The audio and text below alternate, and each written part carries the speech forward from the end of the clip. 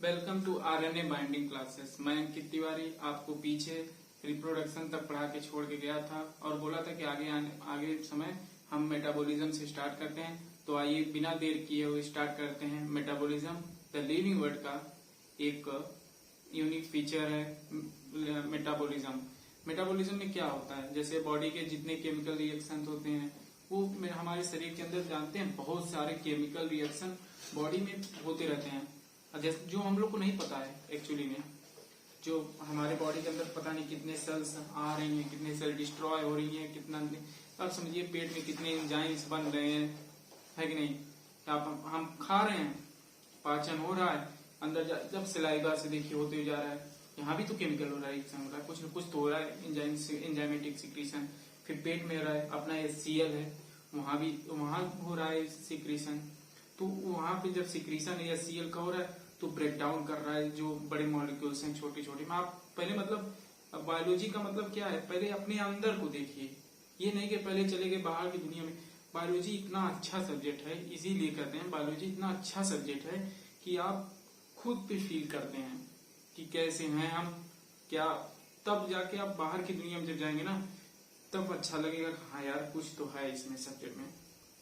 अब पहले ही पहुंच गए, बाहर पहुंच गए, क्या मतलब है। पहले अपने अंदर फील कीजिए बायोलॉजी को। अब बायोलॉजी को फील करने के लिए जैसे देखिए हमारे बॉडी जब यहाँ गया, फिर किसके वहां पर इंटेस्टाइन में गया, स्मॉल इंटेस्टाइन, फिर लार्ज इंटेस्टाइन, फिर बाहर। सो उसके बीच में पता नहीं कितनी केमिकल रिएक्शंस हो रही हैं। पर ये केमिकल रिएक्शन किसमें होती हैं आप लोग को पता है लिविंग क्रिएचर्स में। कभी नॉन लिविंग में सुना है कि केमिकल रिएक्शन हो रही है। आप बेड पे है, उसमें कहिए कि केमिकल रिएक्शन हो रही है, होगी केमिकल रिएक्शन। मोबाइल फोन में केमिकल रिएक्शन होगी, पेन में केमिकल रिएक्शन होगी, नहीं होगी।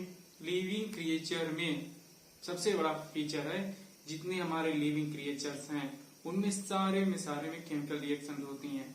हम अपना एग्जांपल लेके बता रहे हैं, आप एनिमल्स का एग्जांपल लीजिए, वो भी तो ब्रीदिंग करते हैं, उनमें भी तो डाइजेशन की प्रोसेस होती है, उनमें भी नर्व इम्पल्स चलता है।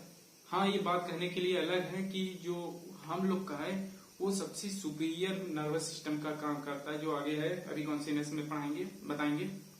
लेकिन जो अभी तक चल रहा है हम लोग का कि मेटाबॉलिज्म कब होता है बॉडी में, ये होता है जैसे आपने कुछ किया उसके केमिकल रिएक्शन होना शुरू हो गए।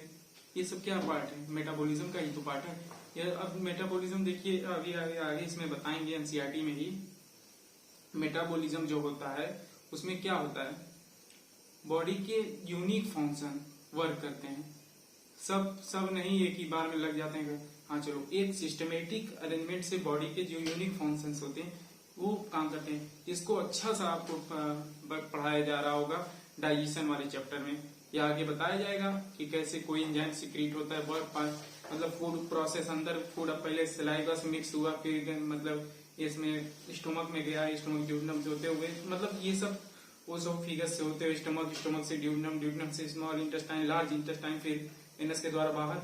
ये तो बताया जाता होगा कैसे कौन सी एंजाइम कैसे सीक्रेट, धीरे से एंजाइम फिर सीक्रेट करता है, फिर वो बंद होगा, फिर सीक्रेट, फिर मतलब जैसे जैसे फूड पार्टिकल जा रहा है अंदर एंजाइमेटिक सिस्टमेटिक तरीके से किसी भी चीज को सिस्टमेटिक तरीके से एकदम सिक्रीशन के लिए मेटाबॉलिज्म होता है। मेटाबॉलिज्म देखिए कुछ भी कभी कभी होता है कि टेस्ट ट्यूब में भी होता है, टेस्ट ट्यूब में भी प्रोग्राम, उसमें भी तो हमने सेल का प्रयोग करके जैसे मतलब किसी भी सेल का हम लिविंग में वो कर दें, फर्टिलाइजेशन या ऐसा कुछ करा दें। ये सब क्या काम है, मेटाबॉलिज्म। मतलब कोई भी चीज का अगर रिएक्शन शो कर रहा है, रिएक्शन किसी भी चीज का शो करना ही मेटाबॉलिज्म को एक्सप्लेन करता है। अब जैसे सम ऑफ टोटल केमिकल रिएक्शन, अब पूरी जितने केमिकल्स रिएक्शन है सबको जोड़ दीजिए तो क्या है, मेटाबॉलिज्म है। ना लिविंग, चाहे वो मल्टी सेलुलर हो चाहे यूनिसेलुलर हो, सब में क्या होता है, केमिकल रिएक्शंस होते हैं। अमीबा में भी होता है, पैरामीशियम में भी होता है, फंगाई में भी होता है, हम लोग में भी होता है, प्लांट्स में भी होता है। वो ग्रोथ कर रहे हैं, ये सब कर रहे हैं, कैसे क्या जा रहा है, क्या केमिकल सीक्रेट हो रहा है, प्लांट को छोड़ लगने क्या देखिए क्या निकल रहा है। तो केमिकल रिएक्शन तो हो रहा है ना भाई। केमिकल रिएक्शन ये फेनामेना है किसी भी, अब जल्दी से चैप्टर पे आते हैं। देखिए या पहुंच गए चैप्टर पे हम लोग। Another characteristic of living life is metabolism. Metabolism क्या है? करेक्टरिस्टिक फीचर है। इसमें हमने जो बताया था, अभी देखिए इसमें हम रीड करके आपको वही बताएंगे, वही चीज। All living organism are made up of chemicals. जितने लिविंग ऑर्गेनिज्म हैं वो किससे मिलके बने हुए हैं? केमिकल से बने हुए हैं। Are made up of chemicals. These chemicals are small.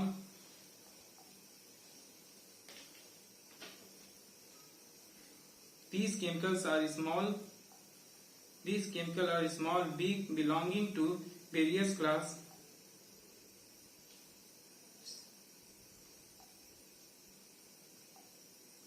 All living organisms are made up of chemicals.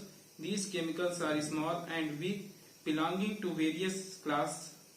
Class में, साइजेस में, फंक्शंस में, एक्सेट्रा में। जो केमिकल होते हैं बिलोंग वही तो अलग अलग पार्ट में होते हैं, कैसे किसी के साइज में अलग होता है, किसी मतलब सबके कंस्टिट्यूट ऑल केमिकल रिएक्शन जितनी भी होती है किसी भी बॉडी में, सब में मिला के क्या बोलते हैं हम आपको? मेटाबॉलिज्म बोलते हैं। Are controlling being made change into other biomolecule. This conversion of chemical reaction और मेटाबॉलिक रिएक्शन। देखिए आप, those conversion, these conversion are chemical reaction or metabolic reaction. These are the thousands of metabolic reaction occur simultaneously inside a living organism. देखने ये देखिए thousand, देखिए underline करने की हो गया है। Thousand of metabolic reaction occur simultaneously inside all living organism. जो साइमल्टेनियसली थाउजेंड बता तो रहे हैं, हमारे शरीर में पता नहीं कितने 24 घंटे आप सो भी रहे ना तब भी केमिकल रिएक्शन शो कर रहे हैं, आप जग रहे हैं तब भी केमिकल रिएक्शन शो कर रहे हैं, आप कोई भी एक्टिविटी कर रहे हैं तब भी केमिकल रिएक्शन शो कर रहे हैं, आप दौड़ रहे हैं तो केमिकल रिएक्शन शो कर रहे हैं, लैक्टिक एसिड का डिपोजिशन हो रहा है, पैर दर्द करता है या कुछ भी होता है, तो क्या नहीं होता? इस सब के फिनोमिना क्या? केमिकल रिएक्शन शो होते हैं। केमिकल कोऑर्डिनेशन इंटीग्रेशन जो चैप्टर आएगा उसमें बहुत से डीपली में सब समझाया जाएगा कैसे हमारे केमिकल नर्व इम्पल्स ये सब काम करते हैं। मेटाबॉलिज्म बहुत बड़ा टॉपिक है। अगर मेटाबॉलिज्म की बात की जाए तो एक टॉपिक मेटाबॉलिज्म पढ़ाने के लिए पूरा समय निकल जाएगा, खाली मेटाबॉलिज्म पढ़ाने के लिए, मेटाबॉलिज्म बॉडी की मेटाबॉलिज्म को पढ़ाने के लिए।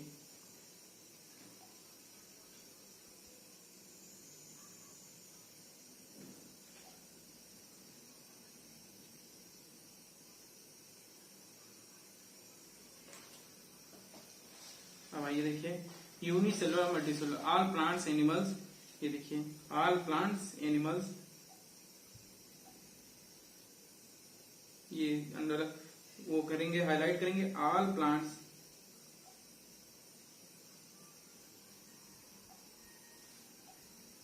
Plants animals fungi microbody exhibit metabolism. जितने भी प्लांट्स हैं, एनिमल्स हैं, फंजाई हैं, माइक्रोब्स हैं, सब क्या शो करते हैं? मेटाबॉलिज्म शो करते हैं।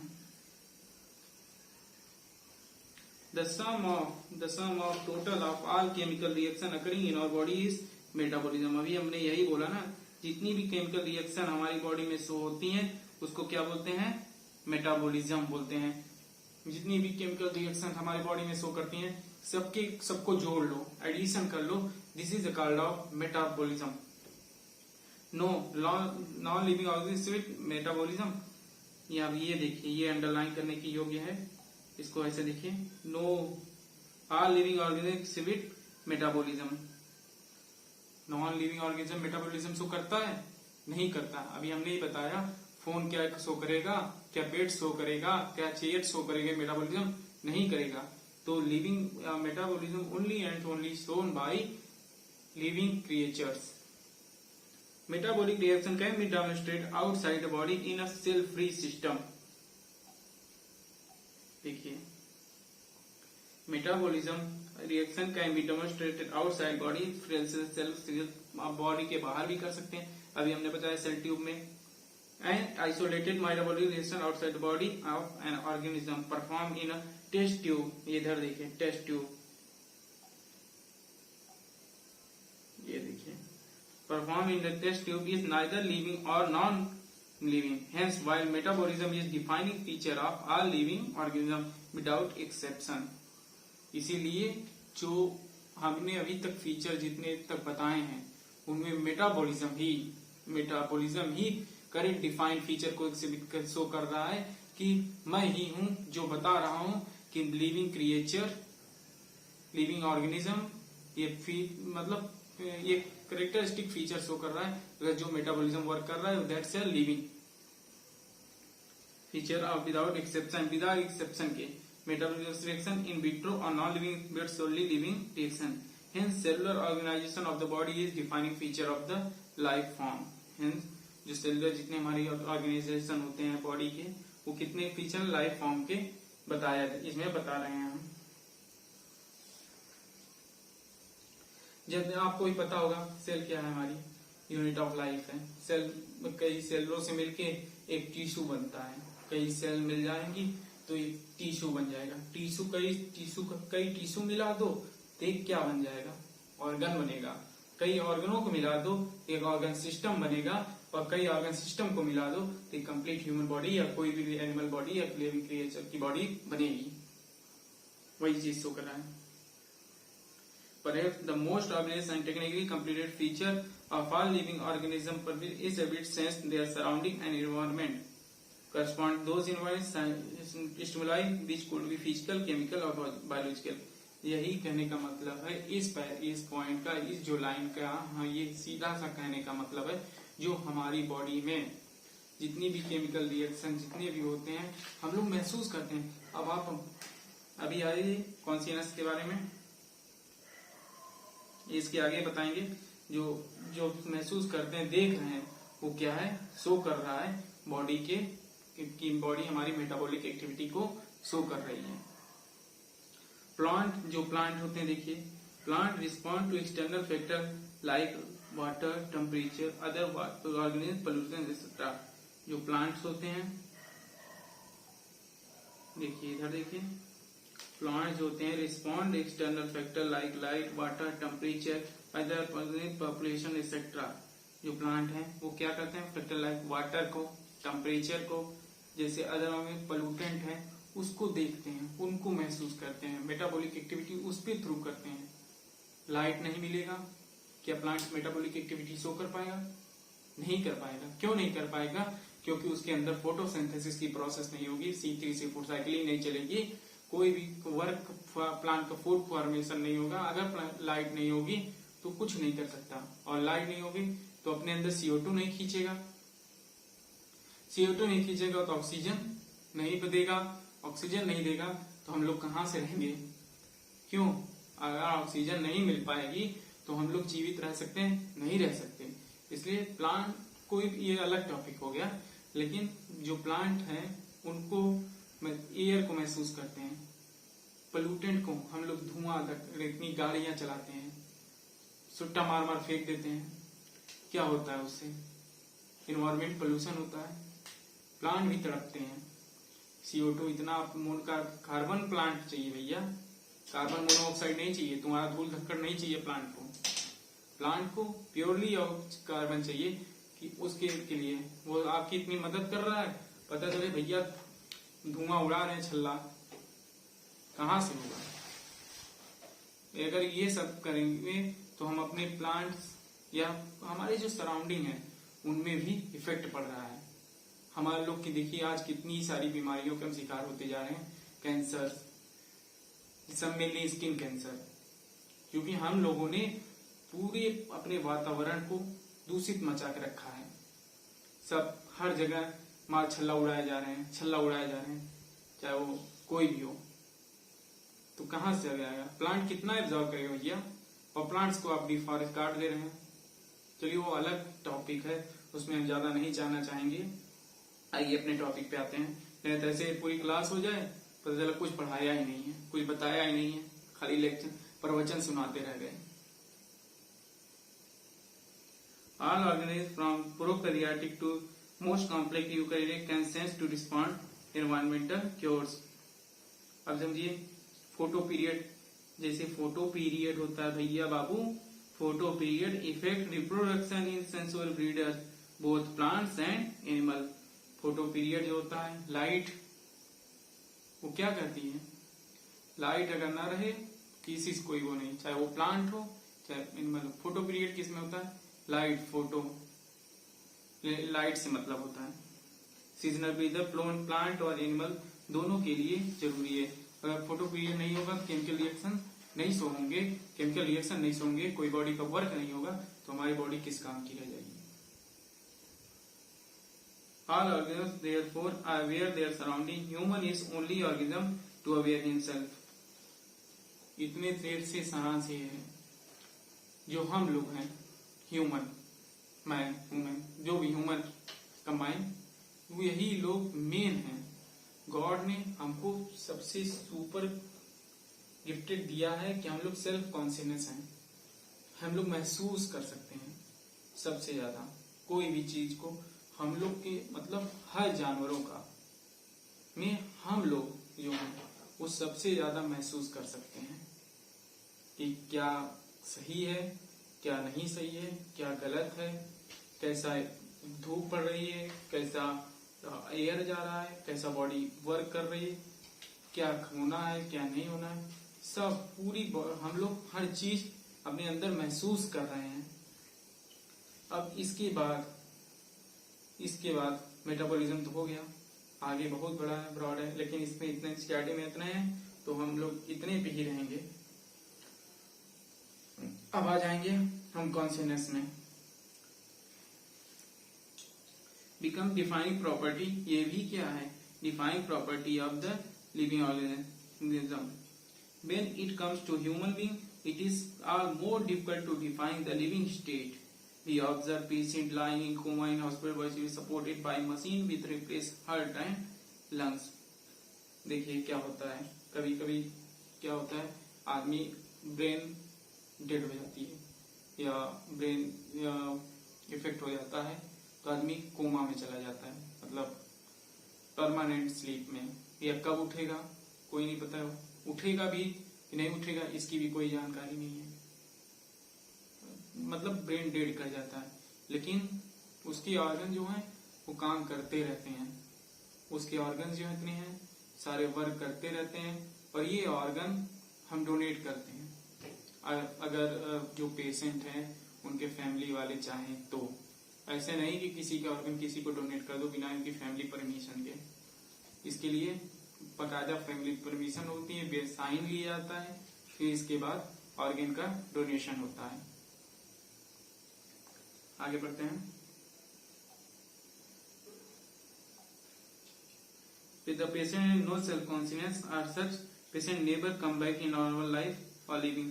ये इसमें देखिए, जो पेशेंट होता है जिसकी पेशेंट की ब्रेन की डेथ हो जाती है, उसका सेल्फ कॉन्शियसनेस खत्म हो जाता है, वो महसूस नहीं कर सकता। जब महसूस ही नहीं करोगे तो तुम्हारे जीवन की क्या लिविंग क्या डेथ, उसको लिविंग नहीं माना जाएगा, वो अपने नॉर्मल लाइफ में नहीं आ सकता। इन हायर क्लासेस, आप आगे कक्षा में पढ़ेंगे अच्छे, यू विल, अच्छा आगे क्या है, आगे मतलब जैसे MBBS या कुछ ऐसा में कहे जाएंगे उसको higher classes. In higher classes, you will come to know that all living phenomena are due to underlying interaction. Properties of each tissue are not present in concentration but arises result of interaction among the concept cells. In molecular constituents of the organism, but arise the result of interaction among the molecular components comprising the organelle. जो है properties जितने हैं सब similar हैं, मतलब हम लोग क्या कहें इसमें क्या बताएंगे, इसमें बताएंगे जो सेलुलर ऑर्गेनेल्स हैं वो अपने हिसाब से काम कर रहे हैं। अगर ब्रेन डेड हो गया इसका मतलब पूरी बॉडी तो डेड नहीं हुई, उसको अपने हिसाब से कंट्रोलिंग पावर मेन ये है ब्रेन का। ये अपने हमारे जितने भी लंग्स हैं, हार्ट है, स्टमक है, ये सबको क्या कर रहा है, कंट्रोल कर रहा है। बाकी अगर मशीन द्वारा की जाए तो ये सब अभी चलेंगे कुछ समय के लिए, हरदम के लिए नहीं। तो आप जो है डोनेट करना चाहें तो डोनेट कर सकते हैं, नहीं करना चाहें डोनेट करना एक अच्छी बात होती है। इसमें क्या है, आप कई सी लिविंग लाइफ को लिविंग लाइफ को बना सकते हैं, लिविंग क्रिएचर को बचा सकते हैं।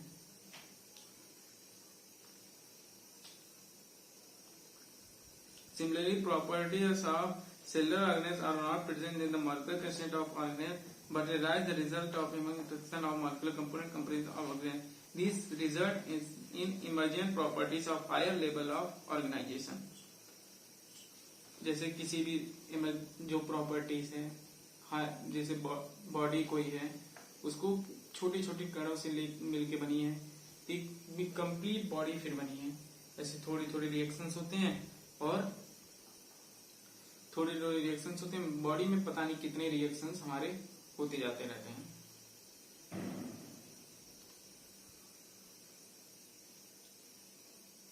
आगे आएंगे।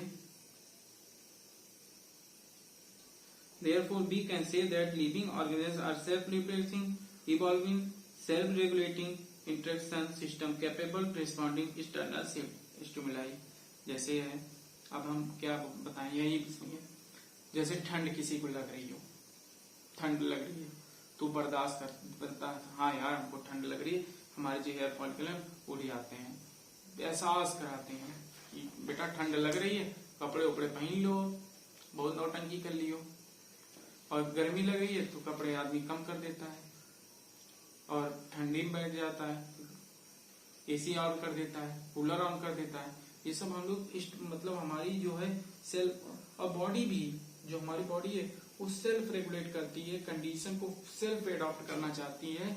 जो हमारी कंडीशंस हैं उसको सेल्फ एडॉप्ट करना चाहती है कि ये जो हो रहे हैं इसको मैं खुद से करूं। अब इसी को बायोलॉजी कहते हैं। देखिए आगे कितना इंटरेस्टिंग बात लिखी गई है। Biology is the story of life on the earth. जो बायोलॉजी है वो story life on the earth. We can say that all living organism are self replacing, evolving, self regulating interaction system capable of responding to external stimuli. जो हमारे हम लोग body में है, हम लोग अपनी एक्सटर्नल स्टिमुलाई को कैसे, देखिए ठंड लगती है रोए खड़े हो जाते हैं, मतलब कि अब ठंड लग रही है बेटा कुछ पहन लो।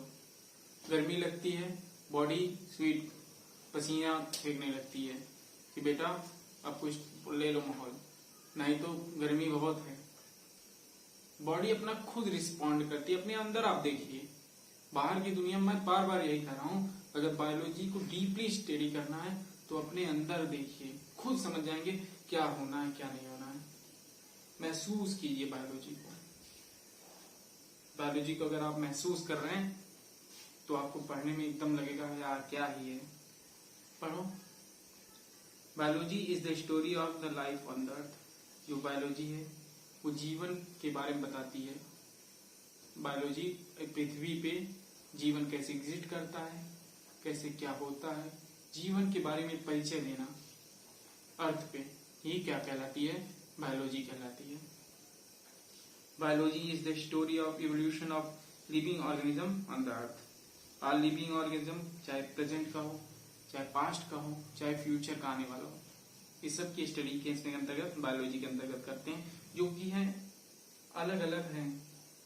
जेनेटिक मटेरियल देखिए सेम होना है। जेनेटिक मटेरियल क्या होना है, कॉमन जेनेटिक मटेरियल है और सेम होना है। जो डिग्रीज हैं उनकी वो बढ़ जाती हैं। पीढ़ी दर पीढ़ी हम लोग क्या होते हैं, जेनेटिक मटेरियल का ट्रांसफर होते हैं। ये जेनेटिक्स में हाथ के चैप्टर में पूरा बताया जाएगा। जेनेटिक्स में बताया जाएगा कि जो हमारी पीढ़ी दर पीढ़ी जो जेनेटिक मटेरियल है वो कैसे ट्रांसफर होती हैं।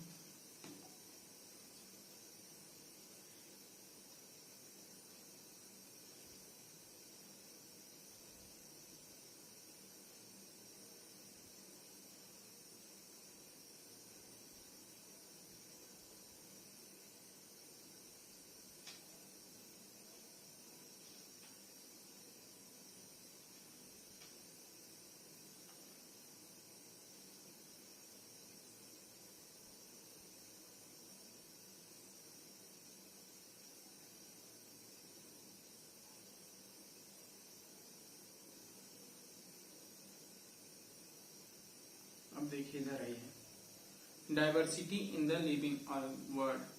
कैसे डाइवर्सिटी है, लार्ज वेराइटी है, कैसे क्या है, इसके बारे में पढ़ेंगे। If you look around you will see large variety of living organism. आप अपने आसपास देखिए कितने भी लिविंग ऑर्गेनिज्म आप देख रहे होंगे, पेड़ पौधे, पक्षी, चींटी, सर्प, इंसान, जानवर, मतलब हर प्रकार के आप ऑर्गेनिज्म अपने आसपास को महसूस कर रहे हैं, देख रहे हैं। ये जैसे देखिए insect, plant, birds, your pets, other animals, plants, सब क्या कर रहे हैं, महसूस करते हैं। There are several organisms that you cannot see with naked eye. Bacteria हैं, कई वायरसेस हैं, कई फंगाई हैं, जिसको आप अपनी नंगी आंखों से नहीं देख सकते। उसके लिए जरूरत पड़ती है माइक्रोस्कोप की। माइक्रोस्कोपी से देख सकते हैं, जैसे किसी की डिजीज को वेरीफाई करना हो, किसी डिजीज को देखना हो कि ये डिजीज है या उस पैथोजन से डिजीज का हो रहा है, या किसी बैक्टीरिया वायरस को देखना हो, उसको किससे देखेंगे हम? माइक्रोस्कोपी करेंगे, माइक्रोस्कोप से देखेंगे। Therefore, are several organisms that you cannot see with naked eye, but they are around you. लेकिन वो आपके आस-पास रहते हैं। If you were increase the area that you make observation in the range and variety of organism that you would increase. आप dense forest में जाइए, घने जंगल में जाइए, वहां पे देखेंगे कितने प्रकार के ऑर्गेनिज्म आप देख सकते हैं, चाहे प्लांट्स हो, एनिमल्स हो, कई छोटी छोटी कीड़े हों। वहां डेंस फॉरेस्ट में जाइए, वहां के बहुत से प्रकार के चीजों को महसूस करेंगे, देख सकते हैं। देखिए, if you were visit a dense forest you would probably see much greater number of kinds of living organism, each different kinds of plants, animals और organisms that you can see represent a species. The number of species that you know describe range 1.7 to 1.8 million. 1.7 कितने अभी से 1.7 से 1.8 million है। इसको कौन identify किया था? लिन्यास साहब ने। 17 से 18 लाख स्पीसीज की वैरायटी है। कहाँ? हमारी पृथ्वी पे। हमारी पृथ्वी पे कितनी है? 17 से 18 लाख हैं।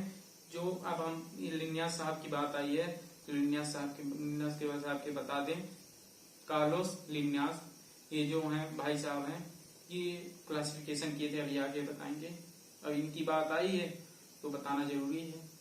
ये कैसे साइंटिस्ट हैं? स्वीडन साइंटिस्ट हैं, जो क्या कहते, 2 बुक बनाए थे। एक प्लांट पे बनाए थे, एक पूरी सिस्टमेटिक अरेंजमेंट ऑफ जो लिविंग क्रिएचर होते हैं उनमें बनाए थे।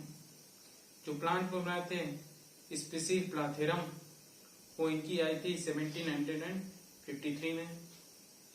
और जो लिनियास साहब की बुक है सिस्टमा नेचर, जिसमें उन्होंने सिस्टमेटिक अरेंजमेंट, अभी आगे हम बताएंगे, सिस्टमेटिक अरेंजमेंट जो बताया था वो किसमें बताया था? 17, वो बुक आई थी इनकी 1 अगस्त 1758।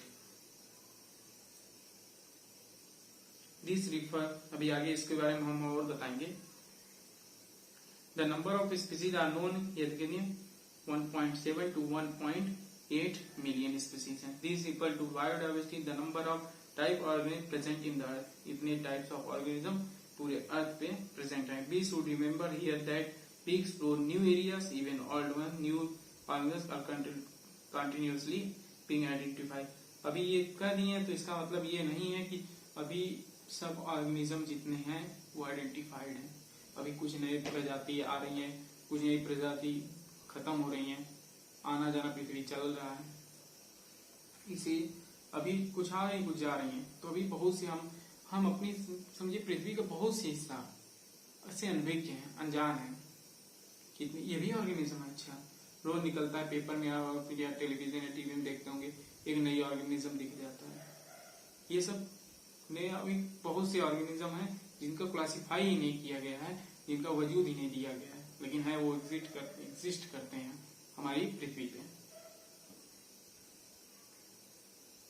As earlier there are millions of plants and animals in the world.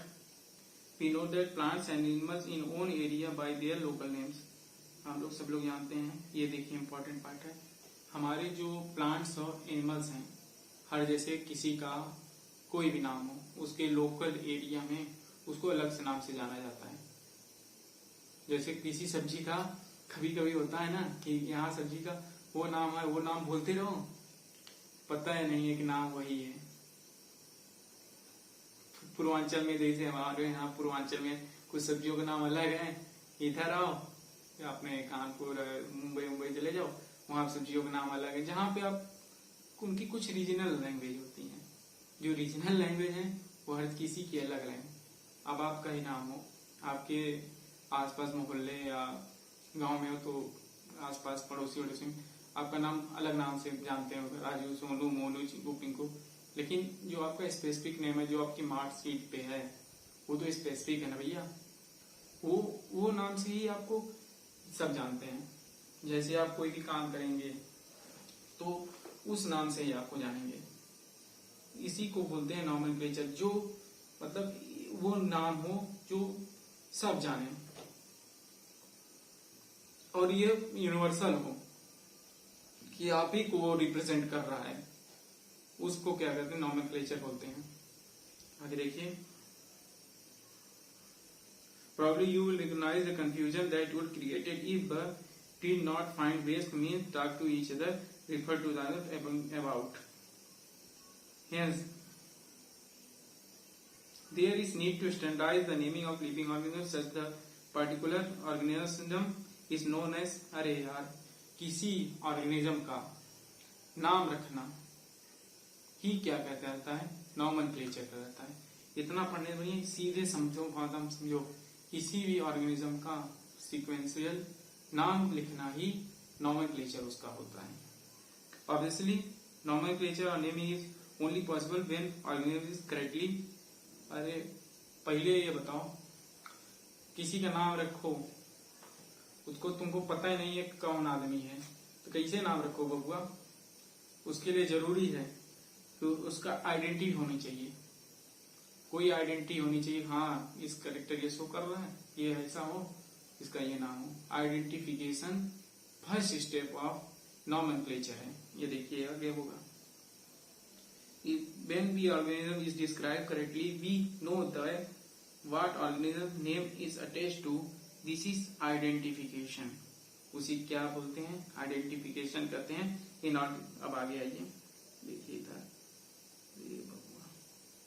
in order to facilitate the study of number of scientists have established procedure assigned scientific name of each organism. ये scientist जो थे, अब जैसे India में क्या है, अलग नाम के पौधे हैं, जापान में अलग नाम के वही पौधे, उनका नाम अलग है, अमेरिका में अलग है। तो इन सबको साइंटिस्टों ने मिलकर एक इंटरनेशनल संस्था बनाई, उसके अंतर्गत जितने नाम रखेंगे उसके अंतर्गत रखेंगे, जो वर्ल्ड वाइड उसी नाम से ही जाने जाएंगे। जैसे अब ये सब जो मैग्नीफेरा इंडिका है, ये मैग्नीफेरा इंडिका चाहे अमेरिका चले जाए, चाहे जापान चले जाए, चाहे देश की किसी भी कंट्री चले जाइए, मैग्नीफेरा इंडिका होगा, जो कि आम को बोलते हैं।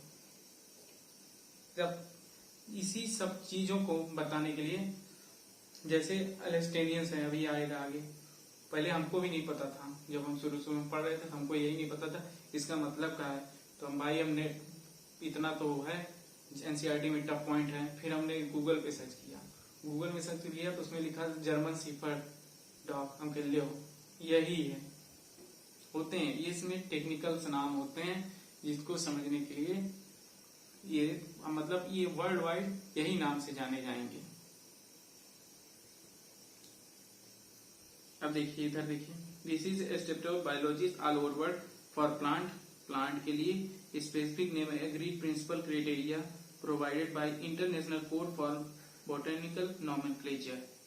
जो प्लांट हैं, जितने प्लांट हैं, उनकी संस्था को नाम लिखने के लिए international code of for botanical nomenclature के अंतर्गत रखा जाएगा, ICVN। ये आता है ना, ये इम्पोर्टेंट है, ये नीट का पेपर में पूछ लेते हैं, इसके फुल फॉर्म पहले पूछते थे, अब स्टैंडर्ड बदल गया, लेकिन हमेशा याद होना चाहिए, आ भी सकता है। You may ask how animals में नेम, एनिमल के लिए क्या होता है वही कर दो, उसके अंतर्गत जूलॉजिकल नॉमेनक्लेचर देखो, international code for zoological nomenclature ICZN। अरे भैया, बॉटनी के लिए बॉटेनिकल नोमेनक्लेचर, जूलॉजी के लिए जूलॉजिकल नोमेनक्लेचर, सीधी सी बात है। These scientific names ensure that each organism has only one name. Description of any other organism should enable the people in any part of वही तो बोल, कहीं भी चले जाओ इनका नाम सेम आना है। They also ensure that such a name has not been used for any other organism. अब बायोलॉजिस्ट जो होते हैं यूनिवर्सली बता दिए कि जो ये नाम होंगे ये स्पेसिफिक होंगे और सबके सेम, मतलब जो चाहे किसी कंट्री में जाए सेम होंगे। इसका एक क्राइटेरिया होता है कैसे नाम रखा जाता है, नॉमेनक्लेचर कैसे किया जाता है। अब आगे उसके बारे में देखेंगे। जो नॉमेनक्लेचर रखा जाता है वो दो पार्ट में होता है, एक जेनरिक होता है और एक स्पेसिफिक। इसको बोलते हैं बायोनोमियल नॉमेनक्लेचर, जो उसको लिन्यास साहब ने दिया था। ये जो बायोलॉजिकल नॉमेनक्लेचर है भैया, इसको कौन दिया था? साहब यहाँ है, लिन्यास साहब, इन्होंने ही दिया था जो बायोनोमियल नॉमेनक्लेचर। ये फाउंडर हैं, इन्होंने ही आसान किया कि बायोनोमियल नॉमेनक्लेचर करके कि ये ऐसे सिस्टमेटिक हैं।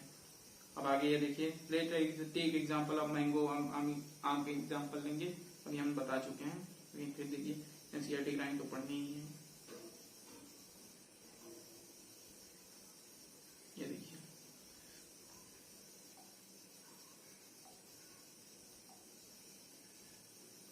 This specific name mango is written Mangifera indica. Mango का क्या नाम है? Mangifera indica. अभी हम पहले 5 मिनट में उसके पहले बताए होंगे। जो आम का है वो मैग्नीफेरा इंडिका है, ये बाइनोमियल नेम है। अब इसको देखो, मैग्नीफेरा ये क्या रिप्रेजेंट कर रहा है? जो मैग्नीफेरा है वो क्या रिप्रेजेंट कर रहा है? Mangifera indica. जो ये देखिए पार्टिकुलर स्पीसीज, ये मैग्नीफेरा जो है, देखिए ये जो मैग्नीफेरा है ये जीनस को रिप्रेजेंट कर रहा है, और जो ये इंडिका है ये किसको रिप्रेजेंट कर रहा है? स्पीसीज को रिप्रेजेंट कर रहा है। और स्पेसिफिक अदर यूनिवर्सल रूल। अब देखिए और जो यूनिवर्सल रूल्स हैं,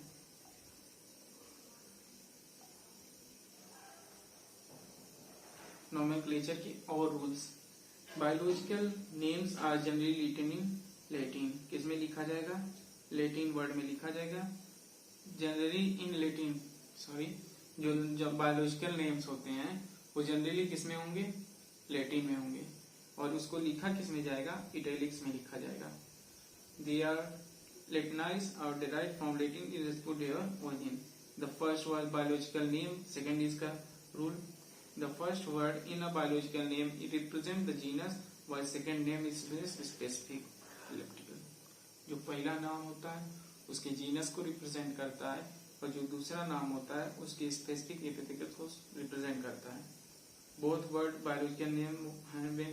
अब तीसरा पॉइंट में इनके आएंगे। तीसरे पॉइंट में हम बताएंगे जो हैंड रिटन होता है।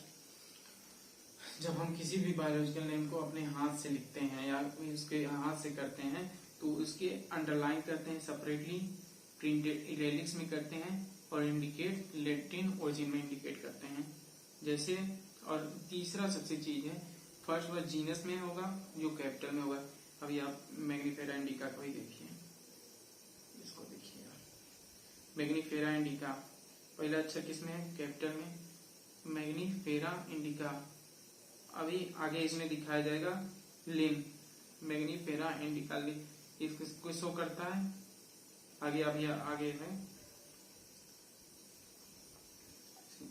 the first word denoting genus start with capital letter while specific epithet start with small letter.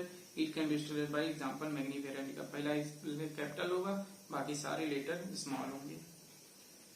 Name of the author appear the specific, जो इसको खोज किया रहेगा, जो इसको बारे में जानकारी दिया रहेगा, उनके नाम लास्ट में लिए जाएंगे। जैसे मैग्नीफेरा इंडिका लिन्यास साहब ने इसका वो डिस्कवर किया, मतलब इसका नाम रखा था, इसके ऑथर थे, तो उनका नाम लास्ट में रखेंगे। It indicates that this species was first described by Linnaeus.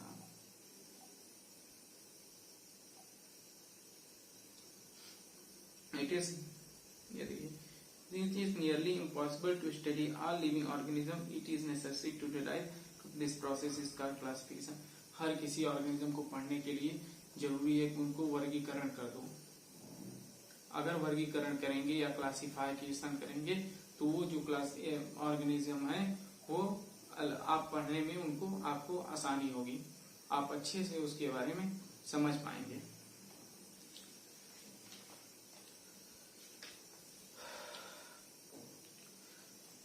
अब लिन्नियास साहब की बात उठी है तो लिन्नियास साहब के बारे में एक बात और है. जो लिन्नियास साहब हैं वो 5000 लिन्नियास साहब जो हैं भैया वो 5000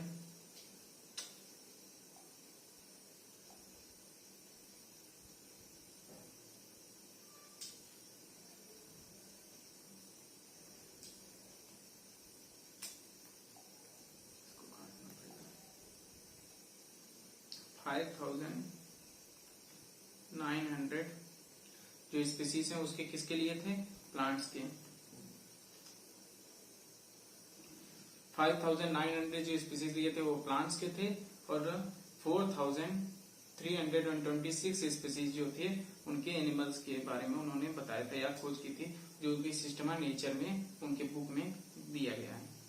4326 5900 स्पीसीज किसके हैं भैया? प्लांट्स के. और 4000 इसके हैं प्लांट्स के.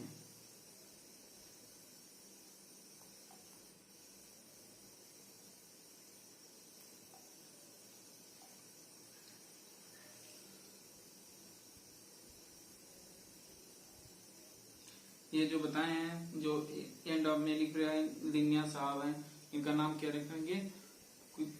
जो बताया रहेगा जिसके बारे में वो ऑथर होगा उसका नाम हम लास्ट में रखेंगे. अब इस सब के बारे में बताने के बाद हम आए थे कि क्लासिफिकेशन मतलब ये सबको सिंपली ढंग से सही ढंग से पढ़ना ही क्या कहलाता है?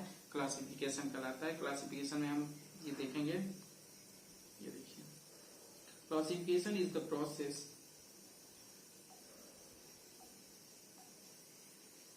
Classification is the process by which anything is grouped into convenient category based on their some easily observable characteristics. For जो क्लासिफिकेशन है क्या करते हैं?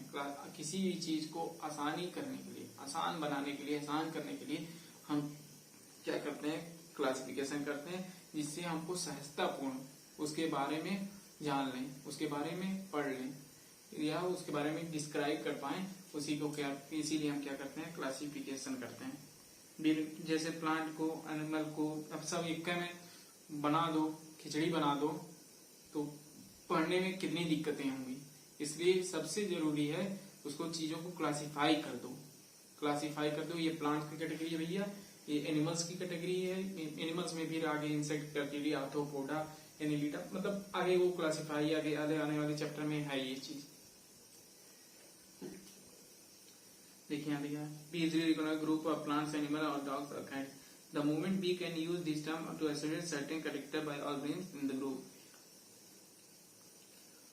जैसे डॉग जो है एनिमल है, प्लांट में बेनियन ट्री है या मैंगो ट्री है, सब एक ही तो नहीं करेक्टर शो कर रहे हैं. ह्यूमन अलग करेक्टर शो कर रहा है, डॉग्स यहाँ अलग करेक्टर शो कर रहे हैं. तो सबको एक ही कर देते तो पढ़ चुके हैं हम लोग. इसके लिए जरूरी था कि किसी भी चीज को क्लासिफाई कर देना. अब देखिए ये देखिए आ गया. इसको क्या बोलते हैं? अभी जो हमने बात की है इसका मतलब होता है जर्मन शेफर्ड डॉग. हमको भी नहीं पता था, बताया तो. We know that we are talking about, we suppose that there are mammals. You would like to of course think of animals with external ears or body hairs. Likewise with plants, if we try to talk of wheat, the picture is of mind. Wheat plants, not the rice or any other plant. अरे सीधा कहने का मतलब यही है कि जो हम चीज जैसे क्लासिफाई करेंगे तो हम पहचान जाएंगे कि गेहूं का फसल है, ये चावल की फसल है, ये कुत्ता है, ये बिल्ली है, ये कोई भी ऑर्गेनिज्म को से हम क्लासिफाई कर देंगे तो आसानी से हम किसी भी चीज को पहचान जाएंगे।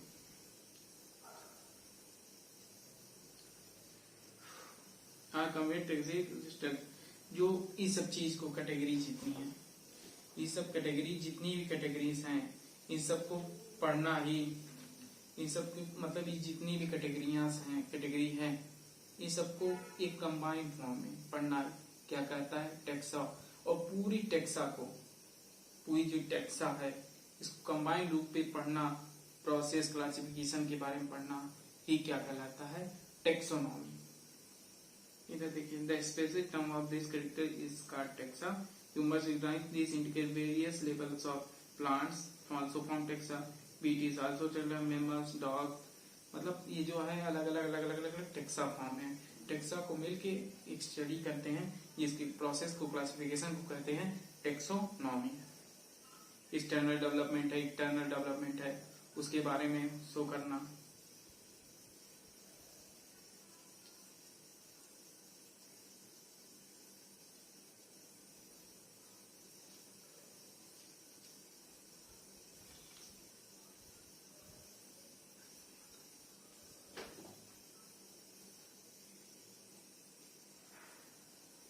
Process and ecological information of organisms are essential form of the basic of the taxonomic studies. Hence, characteristic identification, classification, nomenclature the process of the taxonomy. अब देखिए, पहले करेक्टर को देख लो, फिर आइडेंटिफाई कर दो, फिर क्लासिफाई कर दो, फिर नॉमेनक्लेचर कर दो। ये बेसिक कैटेगरी ऑफ टेक्सोनॉमी की ये बेसिक कैटेगरीज हैं। Taxonomy are not something new, ये कुछ नया नहीं है भैया बाबू, ये कुछ नया नहीं है। Taxonomy is not, human being have been always interested in knowing more and more about the various kind of organism. हम लोग इंटरेस्टेड तो रहते ही हैं, इसमें कोई शक तो है नहीं कि ये ऑर्गेनिज्म नया आ जाए, इसको देख लें, ये ऑर्गेनिज्म। अब यहाँ तो जिस भी खुदाई तक देखने चले जाते हैं, तो ऑर्गेनिज्म की देखने के लिए तो भाई जोश तो रहता ही है। किसी भी चीज को देखना, नई चीज को देखना, ऐसा लूट पड़ते हैं जैसे मालूम वही उनकी जन्नत है। ये तो ह्यूमन नेचर है अपना, किसी भी चीज को, नई चीज को देखना कि क्या है, कैसे चलती है, क्या है। आगे बढ़ते हैं।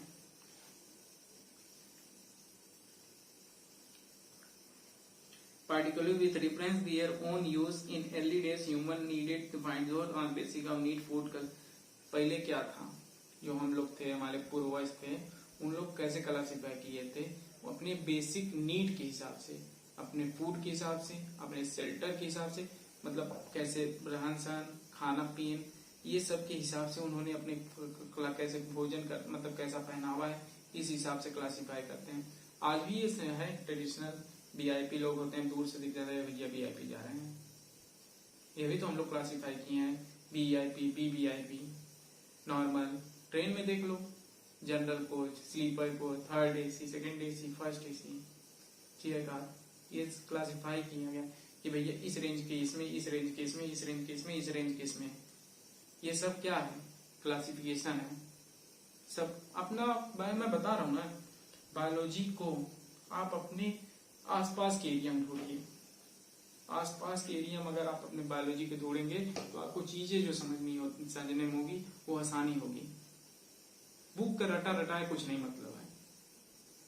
यही चीज पढ़ाने में हमने 1 घंटे 1.5 घंटे लगी है।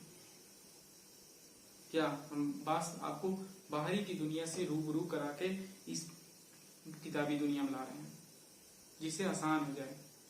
रटना की क्या जरूरत है, रट तो वैसे नहीं पाए, रटेंगे तो वैसे 2 मिनट भूल जाएंगे, और महसूस करेंगे तो हमेशा ये याद रहेंगी। Human beings are where since long not only interested to knowing more about kinds, organism and their diversity, but also the relationship among them. हम लोग जानने की, ये तो आम बात है, हम लोग जानना चाहते हैं कि उनके बीच में क्या है, रिलेशन है, क्या ऐसा है। ये तो ह्यूमन नेचर है, इसमें कोई वो शक नहीं है। इसके जानने के लिए जो हमारी सोसाइटी है बहुत प्रयत्नशील रहती है। The word systematic it derived from Latin word. लेकिन जो है हमारे जो बायोलॉजी है वो लगभग लैटिन, ग्रीक, जर्मन यही सब वर्ड में है। The word systematic is derived from Latin word Systema, which means systematic arrangement of organism. Systema मतलब क्या होता है? सिस्टमेटिक अरेंजमेंट होता है किसी भी ऑर्गेनिज्म का। सिस्टमेटिक अरेंजमेंट ही क्या कहलाता है? सिस्टमा। लिनियास यूज टू, जो लिनियास साहब थे वो क्या यूज किए थे? Systema nature. सिस्टमा नेचर मतलब सिस्टमिक अरेंजमेंट को क्या कहते हैं? जैसे क्लासिफिकेशन कहते हैं। जो सिस्टमा नेचर टाइटल वो पब्लिकेशन में अपने जो बुक पब्लिश किए थे लिनियास साहब ने, वो किस नाम से किए थे? सिस्टमा नेचर टाइटल किए थे। The scope systematics later increase by identification, nomenclature, classification, इस सब में किए थे। अभी तक हम लोगों ने इसके बारे में पढ़ लिया। सिस्टमेटिक टेस्ट ऑर्गेनिज्म के जो रिलेशनशिप होते हैं, अभी आपको हमने बताया कि सबके रिलेशनशिप अलग अलग होते हैं, क्या मतलब कैसे उसको डिस्क्राइब करते करते उसके नाम। फिर टेक्सोनॉमिक्स जितनी कैटेगरीज आई हैं, ये टेक्सोनॉमिक कैटेगरी एक अलग पार्ट है, एक अलग सिस्टम है स्पीसीज के बारे में। उसको बताने के लिए पूरा एक अलग लेक्चर की जरूरत पड़ेगी।